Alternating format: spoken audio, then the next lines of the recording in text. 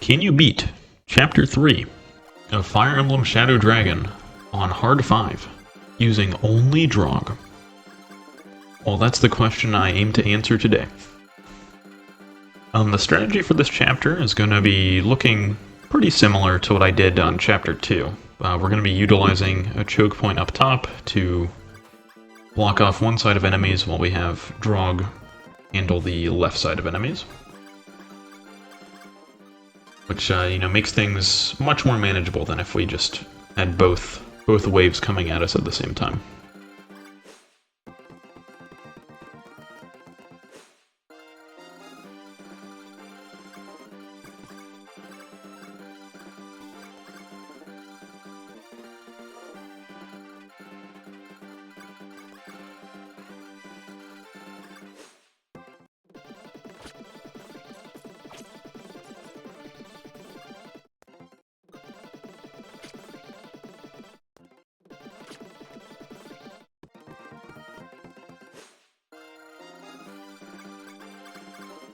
Recruit Navarre here, not because we're going to be using him for anything, but because we can sell the Killing Edge for probably around 700 gold, which in a game with forging, every little bit of gold does count.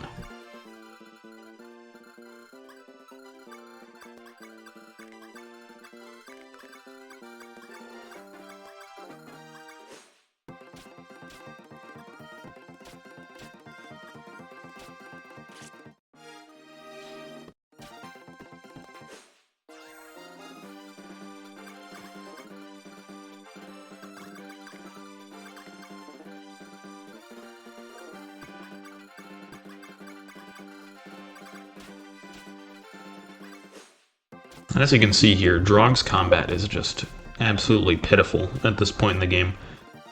He's killing these fighters in 4 rounds of combat with an Iron Lance, which that doesn't seem terrible for, a knight at weapon triangle disadvantage. They're not fast, but I mean, you really expect a lot more from a unit with this much experience put into them, that he'll be performing at a higher standard, but that's not really the case when it comes to Draug.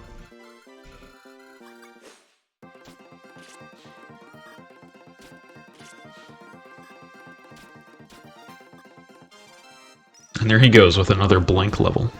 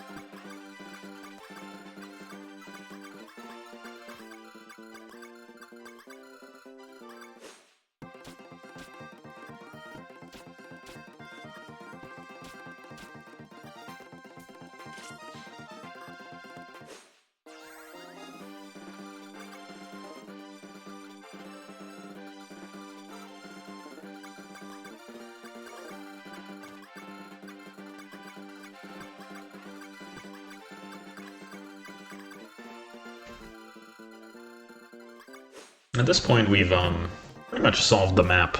Really, the only fun part left is going to be figuring out how to deal with Hyman. So that's always the most fun part of this map. It'd be really nice if Draug could level speed to avoid getting doubled by Hyman. That way we could actually fight him. But he has other things in mind. He's just going to get skill. At this point, I'll probably put up what his level 20 stats actually look like on average, so that you can see that our Draug is kind of abnormally bad. He's better than average in some areas, like skill and luck, but overall he's not performing very well.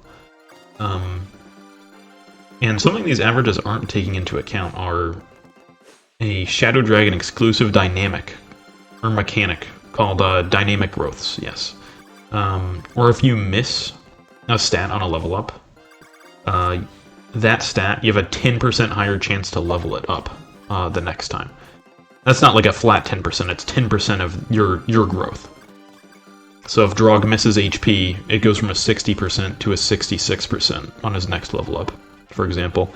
So that's another thing that boosts units, average stats just a little bit, which these numbers aren't taking into account. So yeah, Draug is, he is a unit.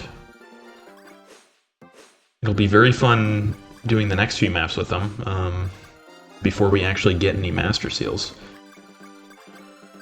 But thankfully, next chapter we do get one more night slot, so of the units in male reclass slot B, one of them will be reclassed tonight, and they will be joining Draug. So yeah, if you have any guesses who I'm going to be using to fill that role, feel free. I have crunched the numbers. I've run the numbers a little bit, so I already have a pretty good idea who I'll be using next chapter. But yeah, I'm sure you'll be able to figure it out if you try.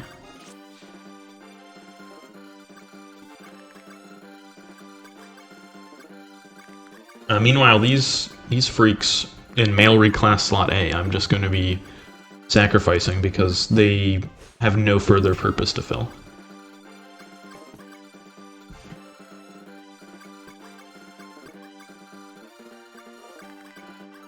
The only one I'm actually going to be keeping alive is Jagan, because he can reclass to Draco Knight, and he could do some AI manipulation if I so need him to.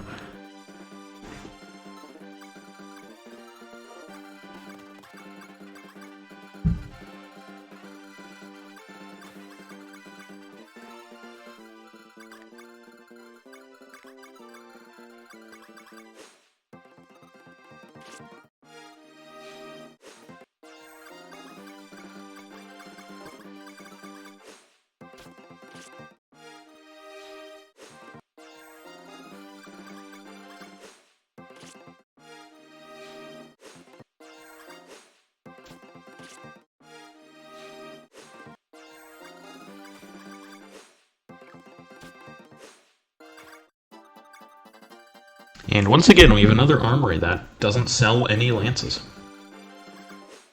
But yeah, so at this point, you'll probably figure out what we're doing. We are breaking Hyman's hand axe because Draug's combat versus him is just not acceptable. It's quite terrible. Theoretically, I could get a Silver Lance crit, but my Silver Lance would likelier break than that would happen, and at which point we'd be almost soft-locked here. We'd have to get a crit with the Iron Lance, which... yeah, it's probably not... It's possible, just not very likely, so... This is the far safer and far less resource-intensive route to go with this.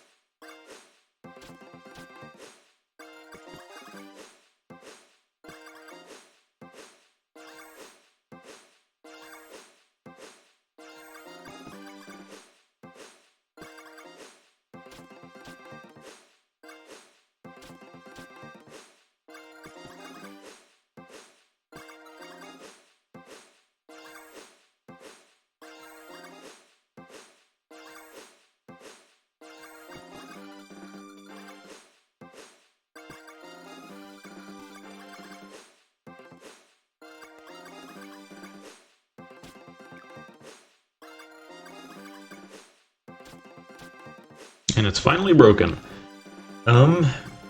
Here I start trying to use the Iron Lance at first, before I realize, after taking healing into account, we're only effectively doing 1 damage per turn, with a very good possibility of missing and resetting all that progress, so I opt to instead just use the Silver Lance, which can still miss, which is still really annoying, but it gives us much more progress.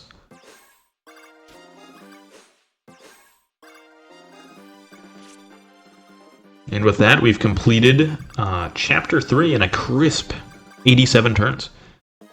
How fun. And we get so much money for forging, because we have so many different lances to forge. So yeah, look forward to next chapter, where things open up a little bit. We get 2 units we can use instead of just 1. Now that's crazy.